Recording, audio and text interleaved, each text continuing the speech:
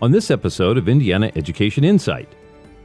I tell school districts all the time that you should always be functioning as if there's a referendum in your future. Mm-hmm. Well, because there is. Because there likely is, Yes. Absolutely. Yeah.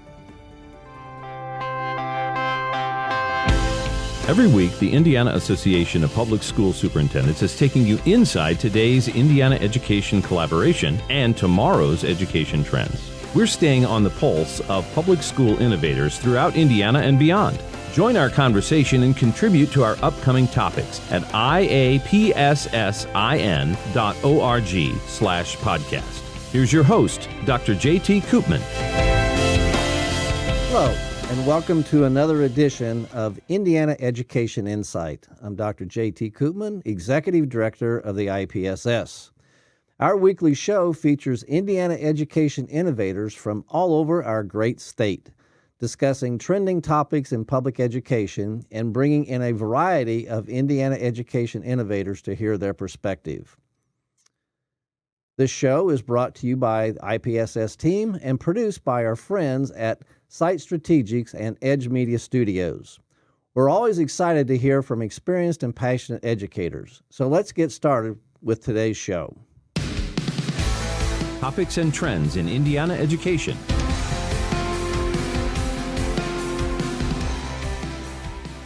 Today's guest is Mrs. Donna Petraits, Executive Director of Indiana School Public Relations Association. Donna has been instrumental in shaping the conversation about Indiana public schools, so she has the ability to look at education from a variety of lenses, which is very important for us in Indiana public schools. Mrs. Petraits has been a tremendous asset to Indiana public education. Let's find out how she views issues in Indiana public schools. Welcome, Donna. We certainly are thrilled to have you with us today. Well, thank you. We're thrilled to be here. And so let's just get started. Why don't you tell us a little bit about yourself and your role as the Executive Director of the Indiana Public Schools Public Relations Association. I'm sorry. No, that's okay. There are a lot of Indiana public entities out there, school entities. We are just a chapter of the National School Public Relations Association. Okay. 48 states have chapters. Indiana, I could not tell you, I wish I could, when the chapter was first chartered, and it functioned well for several years and then just kind of fell apart. Mm-hmm. So we reorganized and petitioned to recharter it in 2010. Okay.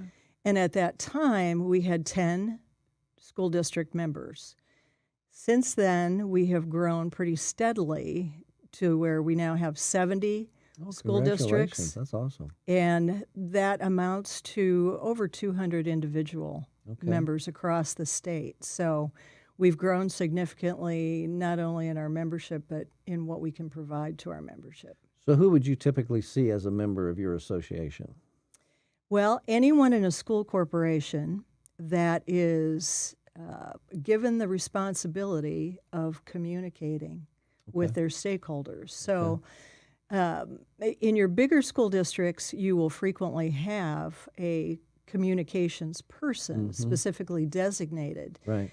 That's not always possible in smaller school districts or medium-sized school districts, although we are seeing that beginning to trend that way. School districts, and for a variety of reasons we'll probably discuss during the show, why that becomes so important. But we have superintendents, we have administrative assistants, we have school board members, we have principals, whoever is kind of the designated go-to person. Right. And a lot of times, superintendents just want the reassurance of being able to pick up a phone and call somebody that knows something about PR and say, hey, I've got this phone call from the media, or I've got a particular issue with a student that is going to go viral. Right. Yeah. What do I do? Well, if I remember correctly, I was as a principal, I joined your association way back when. Oh, okay. And always found the publications to be helpful, the information to be extremely valuable. Now, I didn't have the opportunity to use that other than maybe in newsletters and things of that nature back then. But I think that school districts have a need for what you do Oh, absolutely. and being able to effectively tell their stories. So, if a school district is not a member, they certainly should be. I would encourage them to consider it, absolutely. So, you've just indicated that you have an interest in helping public schools in a variety of ways. Do you have a primary focus that your association likes to focus on? I think our primary focus is to provide education through responsible public relations and communication that leads to the success of all students. So that's just kind of a fancy mission statement for saying whatever districts need in this ever-changing world of education legislation, Right. and media, with the advent of social media, we're here to help navigate those waters and provide best practice, Right. professional development, networking, because a lot of times it's a lonely thing to do, to be the only communications professional for your district. Right. And it's good to be able to talk to other people because someone somewhere in the organization has had whatever experience you are having at that time, I'm certain. Right. Well, we talk with our members about that often, is that if you're faced with a situation, don't hesitate to ask questions, because there's probably some of our members that have already been down that road, and they're willing to help in whatever the situation is. We talked a little bit about doing some ad-libbing before we started the show today, and you brought up social media. That's a very prevalent means of communication, throughout the world. Can you talk to us a little bit about how your association might help school districts or personnel with their social media? Well, there are several things that we do. One, we have offered seminars, and our spring conference is March 15th of 2018, and we usually have a piece of that is dedicated to social media and social media trends. Okay. We recommend policy for school districts. If you don't have a social media policy, on your staff, how Right. your staff interacts on social media, what your tolerance level is for students, Sure. and a lot of that is legal. And we try to keep that very current and provide those resources as well. Okay. It is a challenge, particularly when you have your own social media outlets, Twitter and Facebook and that sort of thing. Right. Parents are usually on Facebook. Kids are using Instagram and Twitter more often. But if you don't have a Facebook page, and I understand that a lot of districts are reluctant to go that route because it requires monitoring, and then what do you do if you get someone that goes rogue on you, and just how to handle that. Well, the reality is that if you're not out there telling your own story on social media, somebody is. Somebody is. Yeah. And then you're not controlling the message. Yep. So we have always said, in the absence of information, it will be filled. By someone, somewhere. Yeah, someone somewhere, and you've lost control of the message. It's no longer your story. In addition to social media, are there any other new initiatives that your association is working with to help our public schools? Well, we're looking carefully at some of the upcoming legislation. And in fact, I had a lovely conversation not too long ago with Denny Costerison at IASBO, and suggested to him that perhaps we work together in light of the new education funding process that's going to begin January of 2019, that we create some format to deliver that information and an explanation of how that's going to function to our member districts. It's, as well as I do, education funding is a a challenging beast. You're kind. And nobody really understands it. I think, but hopefully most of our business managers across the state do. But as many years as I worked with school communications and tried to explain school finance, I still don't feel like I have a grip on it. So we want to have something ready to unroll to our member districts that they can share then with their stakeholders. Yep. And say, okay, this is the change that's taking place. This is how we used to do it. This is how we're doing it now. And this is the impact it will have locally. Because really, parents, they don't care necessarily about statewide education initiatives or changes. What happens with my children? Exactly. That is exactly right. How will it affect my Me, children in my district? Right. So, we hope to do more of those kinds of things, partnering with some of the other professional public school organizations like the superintendents and principals and school board, because INSPRO wants to be the go-to when there are questions or concerns about how to proceed with public relations. We've been contacted by the Department of Education as well, and helping to share various messages and initiatives that they have coming up. We have to be careful sometimes because we must remain apolitical.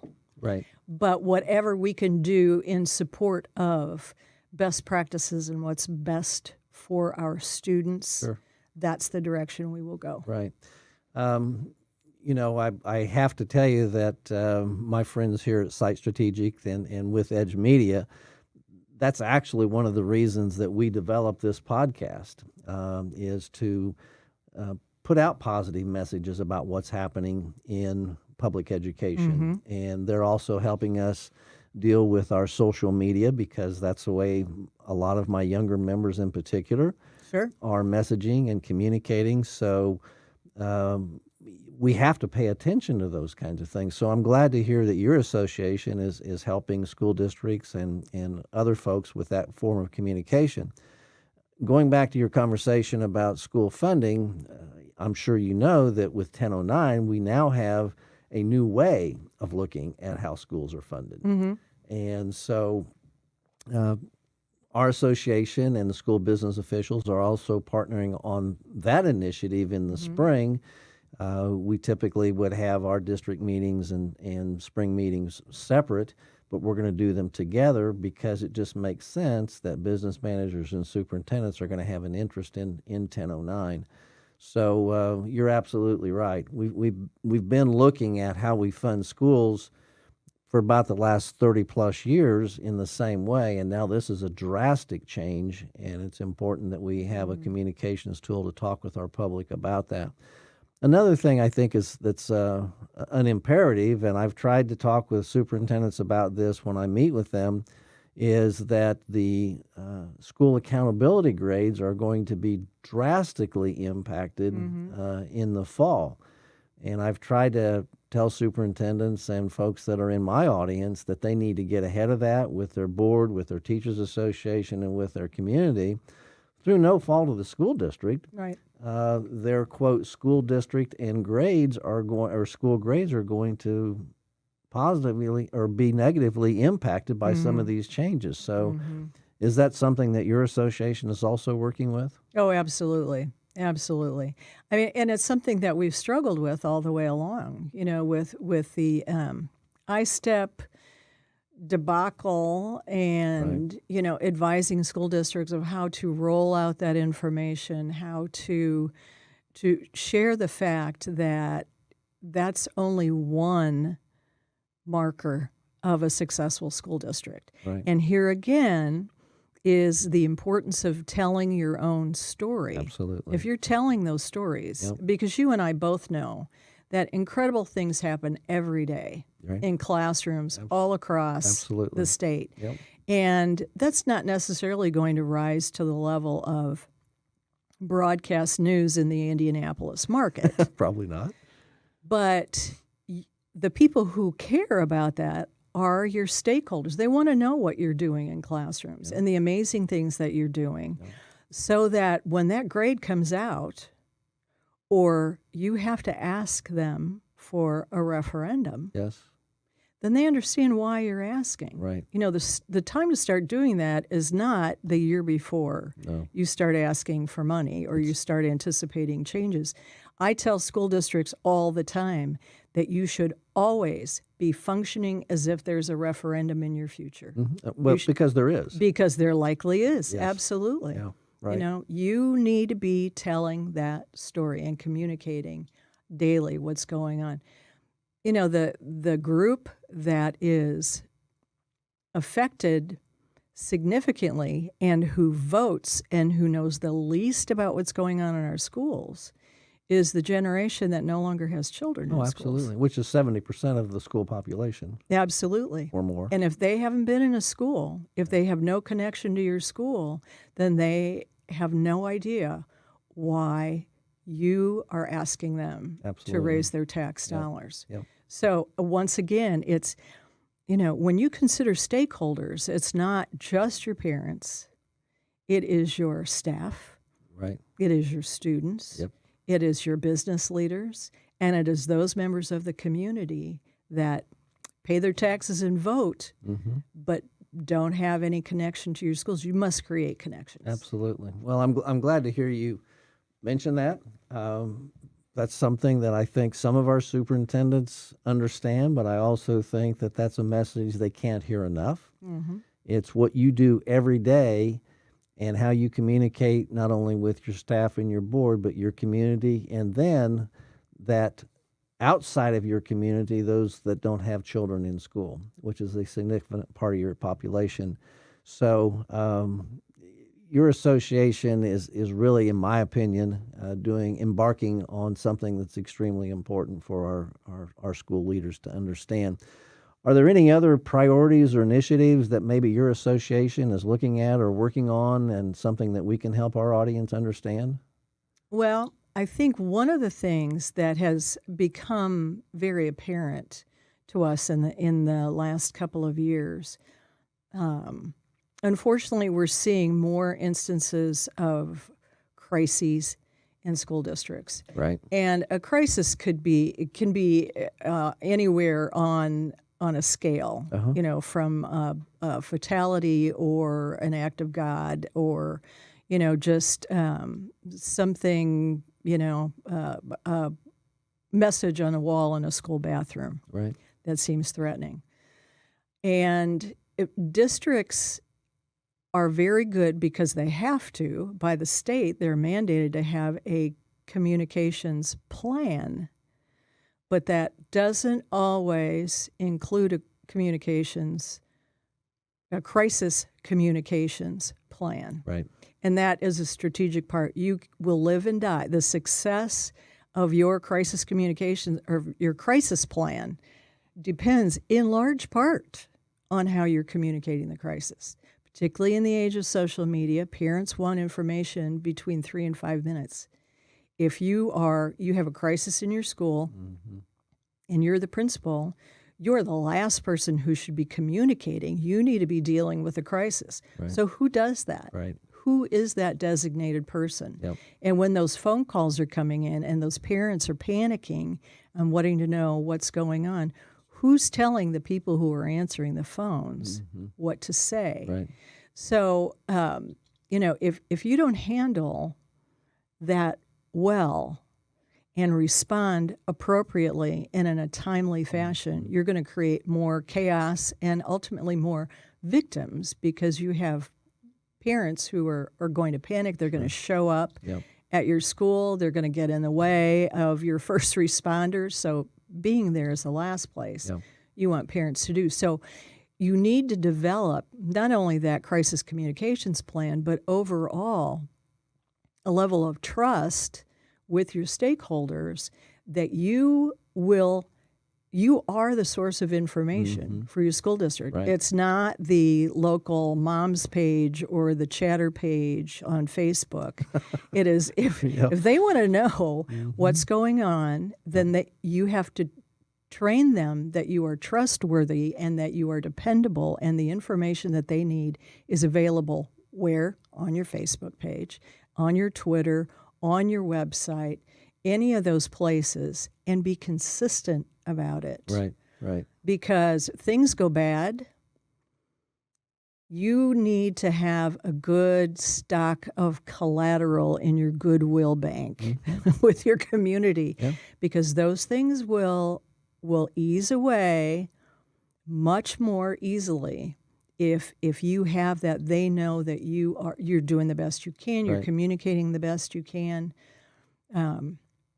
Which reminds me of something else that I always tell school districts, because I have seen example after example of a situation that's it's going to break, it's not good, and you're just hoping it goes away. Well, and it won't. Hoping is not going to be a cause for success. No. So if it's bad news, you need to be the first one to share it. You need to get out there ahead of the story so that the message is yours, that you're controlling the story and you're filling in the blanks.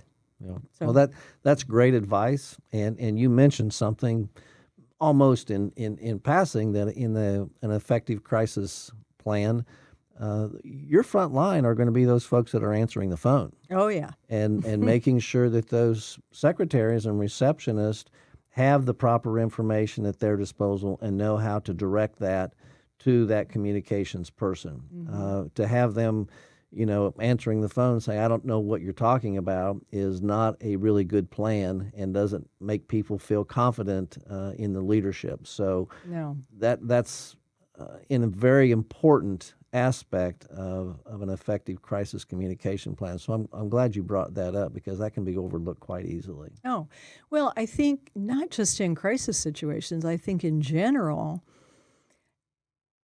you need to consider that all your communication needs to go from the inside out. You need to be telling your people what you're telling your stakeholders. Because even though you may not have a designated communications person on your staff, every one of your employees is your PR department. Exactly. And what they're saying out there and the information that they have available is going to take precedence over any speech that the superintendent may give at the local chamber of commerce. What are the bus drivers saying? What about that school that they're talking about closing? What's the information? Well, I heard this and I heard that and so heard that. Tell your people.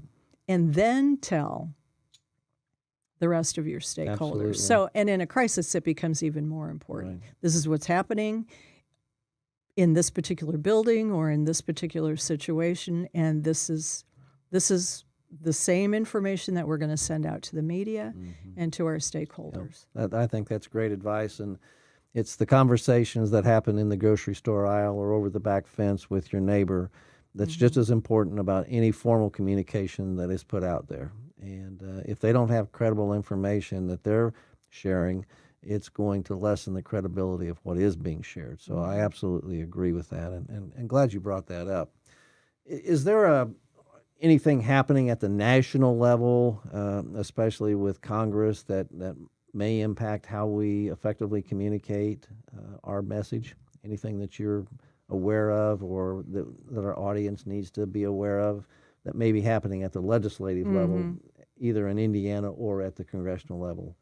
Well, I think a couple things that we haven't talked about that are going to be critical are the Every Student Succeeds Act, and how that gets rolled out and what the graduation requirements are, those pathways to graduation, which I know are getting a lot of having a lot of conversation and testimony. And the other piece that is critical, because we're talking primarily about public schools here. The whole school choice and voucher piece is critical. Absolutely. Because, of course, Indiana is now the poster child for school vouchers in the nation. And with our current Secretary of Education, one wonders just how far that's going to go, how far-reaching that might be, which makes it even more important for school districts to be telling their story and to consider something that public schools have never had to do before, and that's marketing. Right. Yep.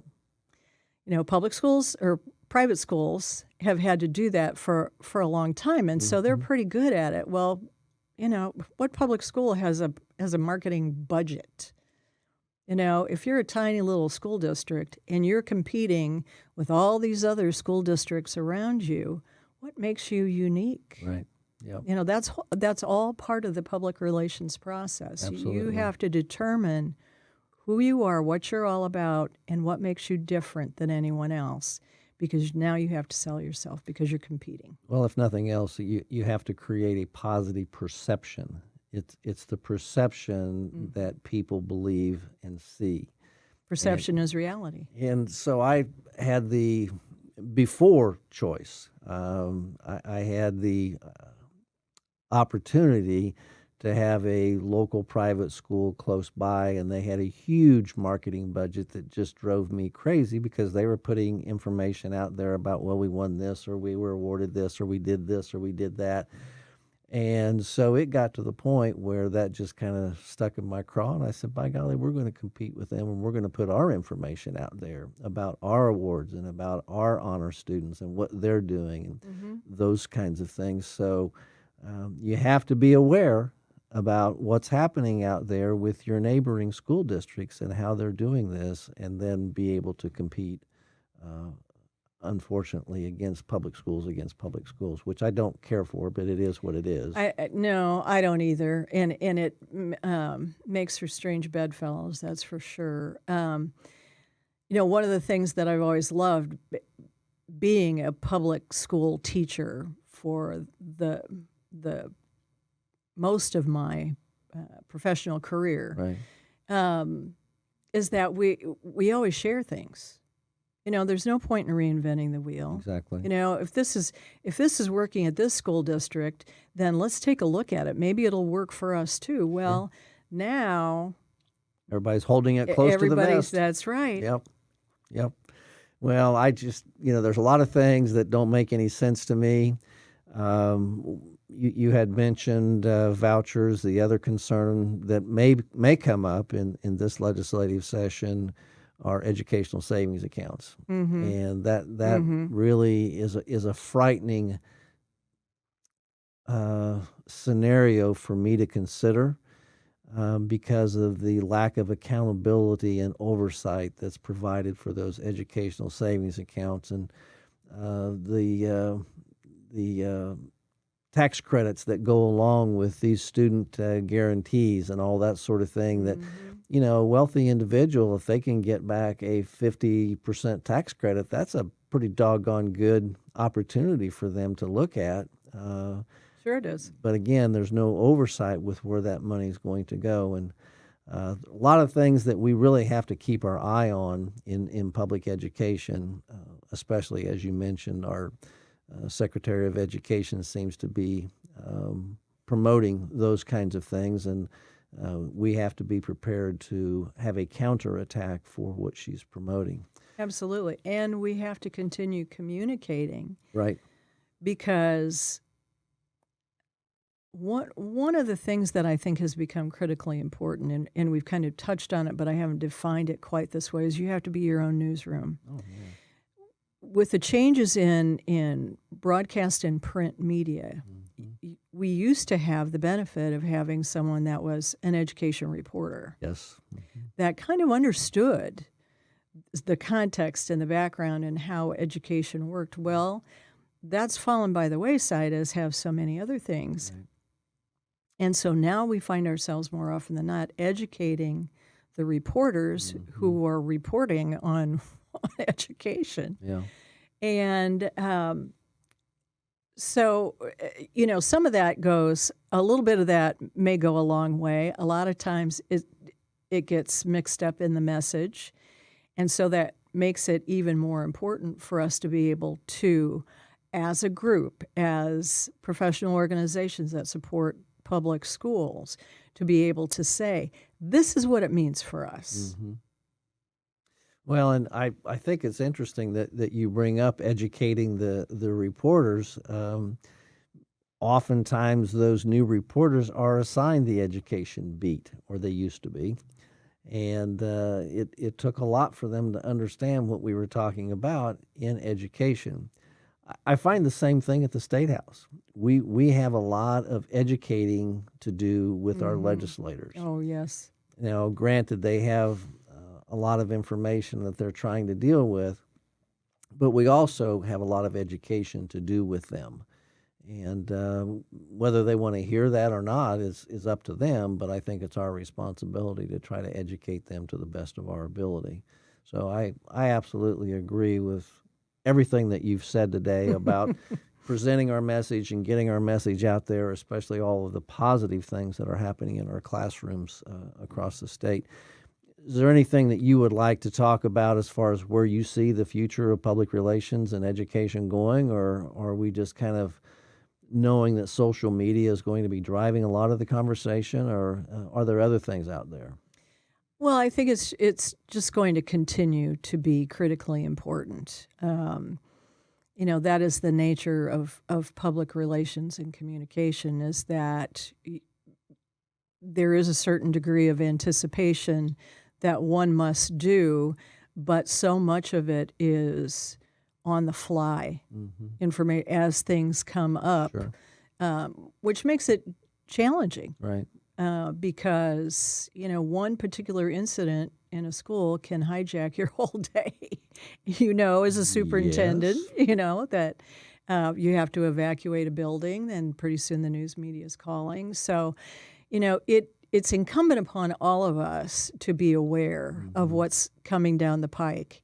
And I think it's critically important for superintendents and school boards to consider assigning that communications and PR responsibility to someone, Right. even if it's a half-time position. And I know it's difficult. I know it's difficult to justify spending the money on doing that. But if you don't, then you're really putting your district at a significant disadvantage. I would actually consider that to be an investment in the school district, not Oh, an I would too. expenditure, because we know that we have to message. We know that we have to not only have that messaging out there every day. No one else is going to do it for us. Oh, no. And so you mentioned Well, controlling the message. Someone will do it, but it might not be what you want. Exactly. Absolutely. Well, that gives us a good opportunity in closing. Any advice that you would have for our school leaders as it relates to public relations?